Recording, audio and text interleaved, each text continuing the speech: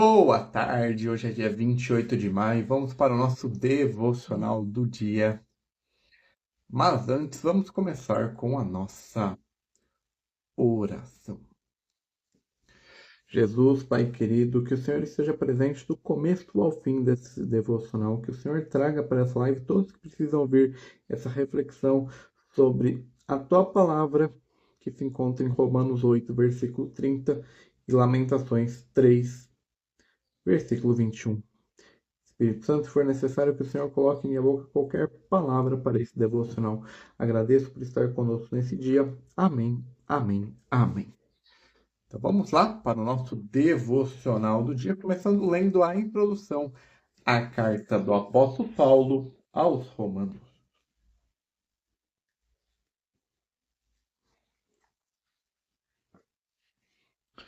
Visão geral, o autor. Paulo, o autor, era um hebreu por descendência, natural de Tarso,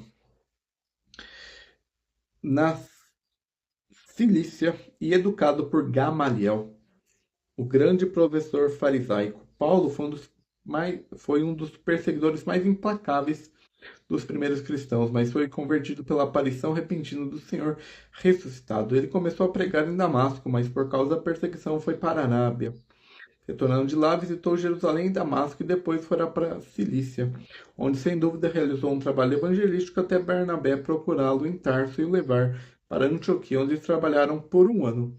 Depois disso, os dois foram para Jerusalém com contribuições para os irmãos. Ao retornar a Antioquia, ele foi chamado ao Espírito Santo para o trabalho missionário, no qual continuou até sua morte, fazendo pelo menos 3 grandes jornadas missionárias, em que sofreu durante e depois um longo martírio até sua morte. Motivação da Epístola aos Romanos. Paulo desejava ir a Roma e agora esperava fazê-lo em breve. Ele pode, portanto, ter desejado que soubessem sua doutrina antes de sua chegada, especialmente porque talvez tivessem ouvido algum relato falso sobre ela. Foi logo depois que escreveu Gálatas e a mente de Paulo estava cheia da doutrina da justificação. Ele pode ter desejado escrever mais sobre os assuntos, dando ênfase especial ao lado divino da doutrina, assim como já havia dado ao lado humano no livro de Gálatas. Deste modo, ele também pode ter sido mal interpretado em Gálatas e desejava ampliar seus ensinamentos. Em Gálatas, o homem é justificado pela crença. Em Romanos, Deus dá sua própria justiça ao crente por sua justificação.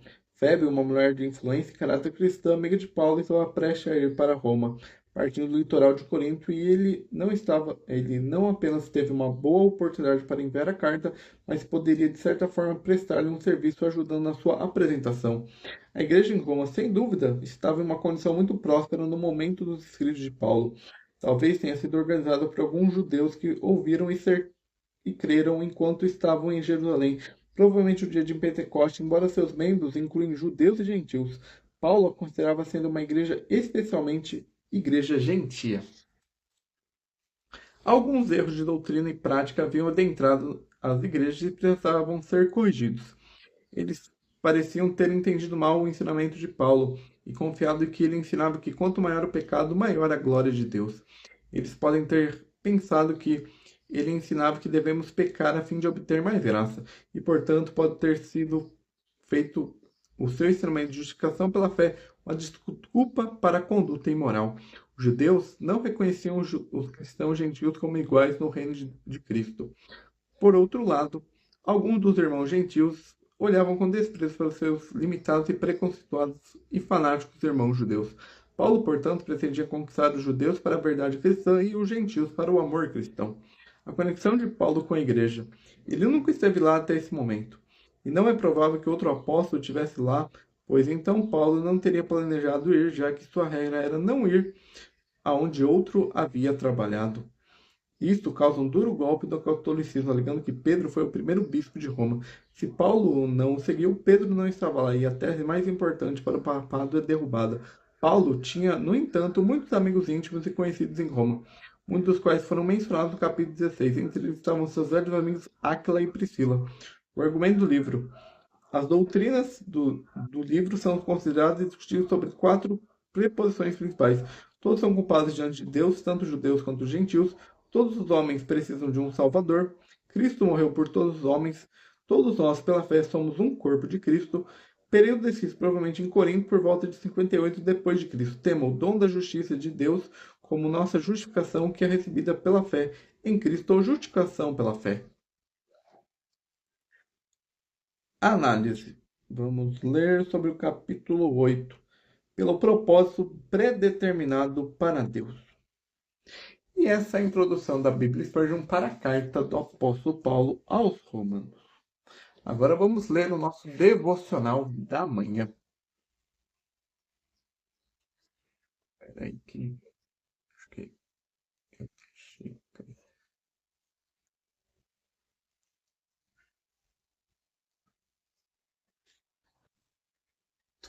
Agora sim.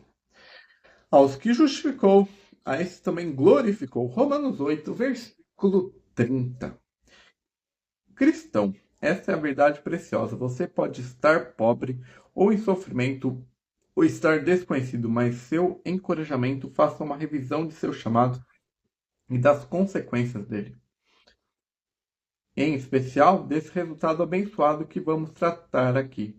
Tão certo quando você é filho de Deus, todas as tribulações logo terão fim, você será rico em todos os propósitos de felicidade. Espere um pouco e essa cabeça cansada usará a coroa de glória e a mão do trabalho deverá segurar os louros da vitória. Não lamente seus problemas antes, regozija-se, porque dentro, em breve, você estará. Não haverá luto, nem pranto, nem dor, porque as primeiras coisas passarão. As carruagens de fogo então à sua porta, e o movimento será suficiente para levá-lo ao glorificado. A canção externa está aqui, está quase nos seus lábios. Os portais do céu estão abertos para você. Não pense que não pode entrar no descanso. Se ele o chamou, nada pode superá-lo do seu amor. A aflição não pode servir do laço. O fogo da perseguição não pode queimar o elo. O martelo do inferno não pode quebrar a corrente. Você está seguro. Aquela voz que primeiro chamou, o chamará novamente para o céu da escuridão da morte, para o esplendor indescritível da imortalidade. Descanse seguro que o coração daquele que o justificou bate com infinito amor por você. Logo estará com o glorificado, onde é seu lugar. Você está aqui apenas esperando para receber a herança, e feito isso, as asas dos anjos os levarão para longe, para um monte de paz e alegria, e bem-aventurança, onde, longe de um mundo de tristeza e pecado, fechado eternamente com Deus, você descansará para sempre e sempre. E esse é o nosso devocional da manhã. Agora vamos ler a introdução da Bíblia Spurgeon para o livro de Lamentações de Jeremias. Autor e época da escrita. Embora Lamentações não traga nenhum autor, o livro foi atribuído ao profeta Jeremias na mais antiga tradição.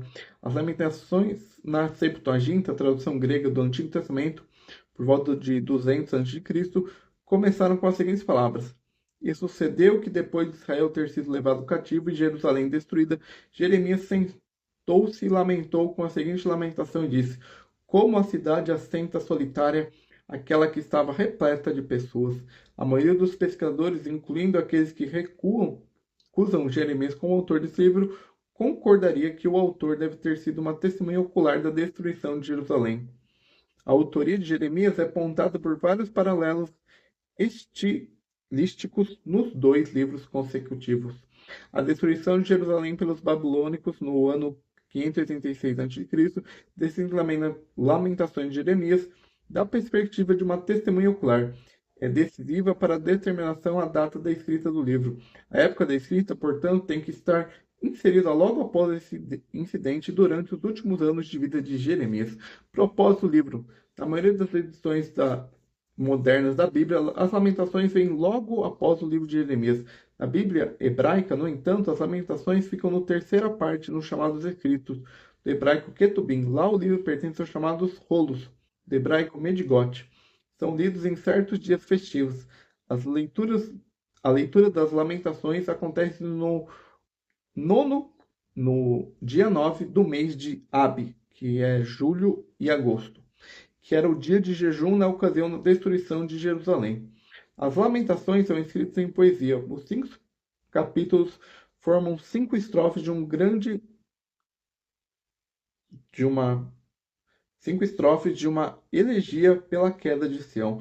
As duas primeiras estrofes são compostas por 22 versículos cada, e a letra inicial de cada versículo segue a ordem alfabética. A terceira estrofe é composta de forma idêntica, com a diferença de que cada versículo do conjunto dos três seguem começa com a mesma letra hebraica. É por isso que o capítulo 3 contém 66 versículos.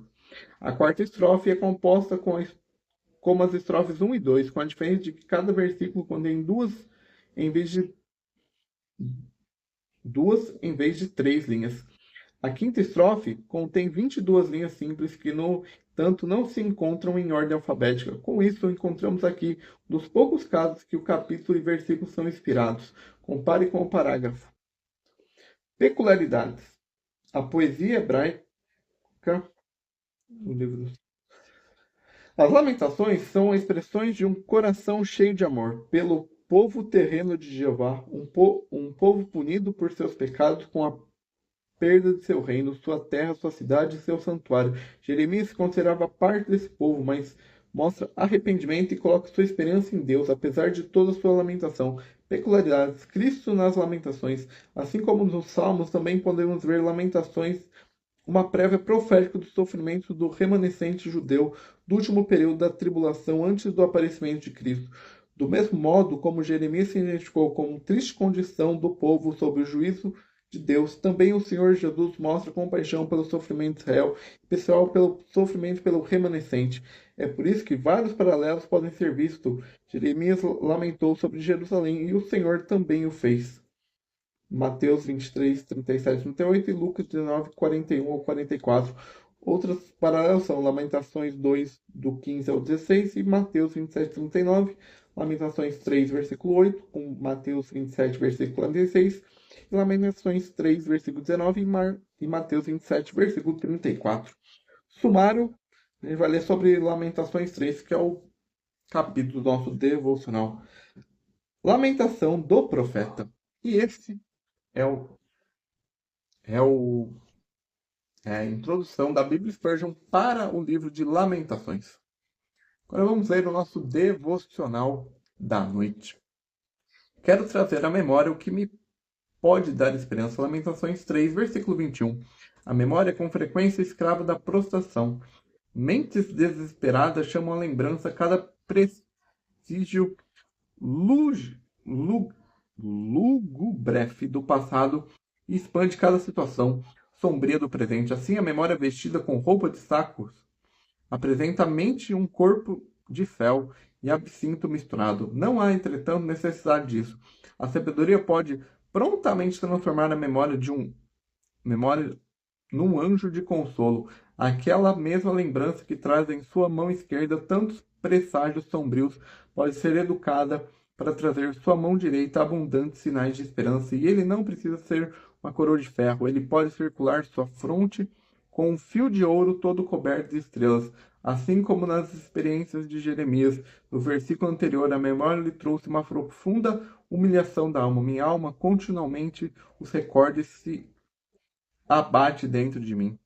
E agora essas mesmas lembranças o restaura para a vida e consolo. Quero trazer à memória o que pode me dar esperança. Como uma espada de 2 gumes, sua lembrança primeiro mata seu orgulho com um gume, e então assassinou seu desespero com outro. Como um princípio geral, se exercitarmos nossa memória, mais sabiamente podemos no nosso mais sombrio desespero acender um fósforo que irá acender a lâmpada da consolo instantemente.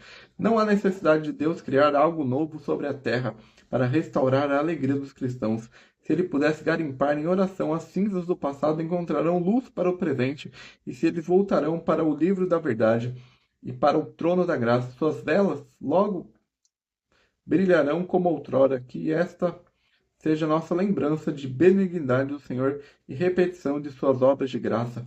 Abramos o livro de lembranças que é tão ricamente iluminado com memórias da misericórdia e logo ficarão felizes, pois a memória pode ser, como disse Coleridge, poeta inglês, florescer da alegria, enquanto o Consolador Divino a inclina o seu serviço, ele pode se tornar o principal consolador entre os consoladores terrenos. E esse é o nosso devocional do dia 28 de maio. Amanhã, sexta-feira, nós voltamos com mais um devocional do dia, porque eu vou ter um compromisso, vai ter um aniversário na empresa, então amanhã nós temos também o devocional do dia. Sábado nós também teremos o devocional do dia e domingo nós também teremos o devocional do dia. E na segunda também, porque nós teremos devocional do dia, mas será à noite. Então teremos longos devocionais do dia durante esses próximos dias. Então tenha um bom resto de quinta-feira, tenha um ótimo dia e até o próximo. Que Deus te abençoe. Amém.